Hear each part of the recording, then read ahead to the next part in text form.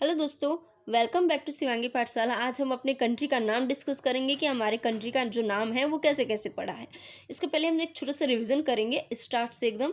तो हमने सबसे पहले रसीदा के क्वेश्चन को सॉल्व किया था। उसके बाद हमने कब मतलब कि मानव सभ्यता कब विकसित होनी स्टार्ट हुई थोड़ी थोड़ी, तो हमने कब को डिस्कस किया।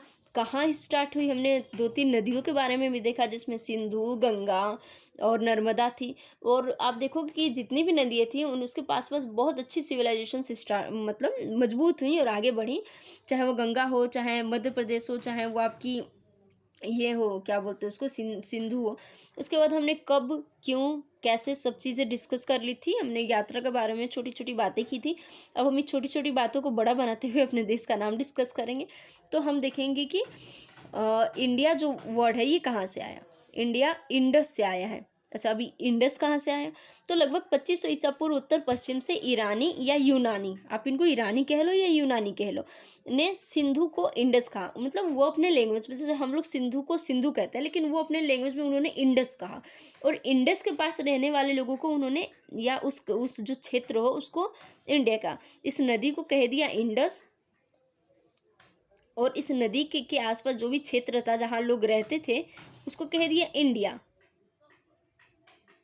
ठीक, तो इंडिया नाम कहाँ से आया, किसने दिया, ईरानी ने दिया। ये शायद यूपीएससी में अगर पूछा भी है मेरे ख्याल से, ये ईरानी ने दिया, मतलब यूनानी लोगों ने दिया। और क्यों दिया ये मैंने आपको समझा दिया। इसके बाद आया हिंदुस्तान। ठीक, हिंदुस्तान जो नाम है वो हमें फारसी लोगों ने दिया।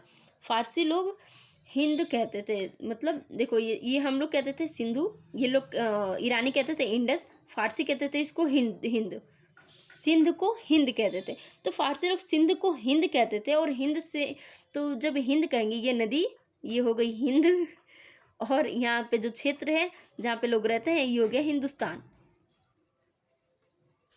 तो ये जो हिंदुस्तान वर्ड है ये फारसी है, जो इंडिया वर्ड है ये ईरानी या यूनानी वर्ड है। इतना तो पता चला। इसके बाद आया भारत। भरत राजा के नाम पर महाभारत में भी इसका डिस्कस है। भरत का आपने अगर देखी होगी तो भरत राजा की। तो ऋग्वेद में 1500 ईसा पूर्व उत्तर पश्चिम क्षेत्र को भरत कहा गया। ये एक राजा थे जो भारत के राजा थे, उनके नाम पर भारत को, भरत राजा थे उनके नाम पर भारत पड़ा हमारा देश का नाम।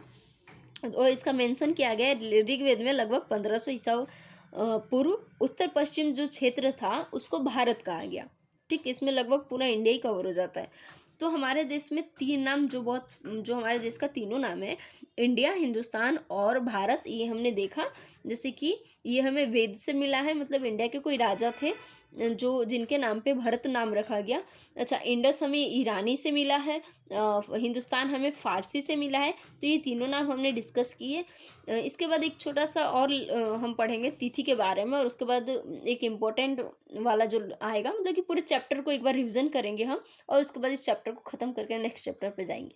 थैंक यू, जय हिंद। मेरे चैनल को सब्सक्राइब कीजिए, लाइक कीजिए और शेयर भी कर दीजिए। जय हिंद।